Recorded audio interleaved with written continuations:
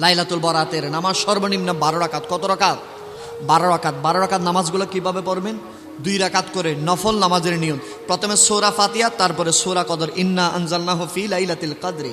এই সূরা কদর এবং দ্বিতীয় রাকাতে সূরা ফাতিহার পরে যেটা জমহুর মত, সেটা হচ্ছে 3 বার সূরা ইখলাস। কতবার? 3 বার সূরা ইখলাস। এইভাবে 2 নিয়তে মোট 12 রাকাত নামাজ। কত রাকাত? 12 রাকাত নামাজ। প্রতিটা 4 রাকাত পর পরে দুরূদ শরীফ পড়বেন, অথবা আল্লাহুম্মা ইন্নাকা আফুবুন তুহিব্বুল আফওয়া ফাআফু আন্নী ইয়া গফুর ইয়া গাফফার ইয়া রাব্বাল আলামিন, এই দোয়াটি পড়বেন। এইভাবে যদি 12 রাকাত সর্বনিম্ন নামাজ পড়েন, আমার আল্লাহ সে ব্যক্তির 100 বছরের গুনাহ মাফ করে দিবেন। আমার আল্লাহ সে ব্যক্তির রিজিককে বৃদ্ধি করে দিবেন, অন্তরের ভিতরে হিদায়াতের নূর প্রজ্বলিত করে দিবেন, এবং আল্লাহ সেই ব্যক্তির যা কিছু চাই নেক দোয়াগুলো আল্লাহ কবুল করে নেবেন। আমরা পারবো ইনশা। আরো জোরে বলেন ইনশা।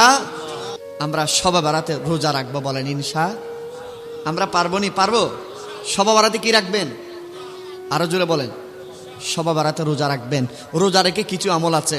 রোজা রাখার পরে বেশি বেশি দান খায়রাত করবেন, রোজা রাখার পরে বেশি বেশি ইস্তেগফার করবেন, রোজা রাখার পরে বেশি বেশি আল্লাহকে ডাকবেন, বলেন ইনশা।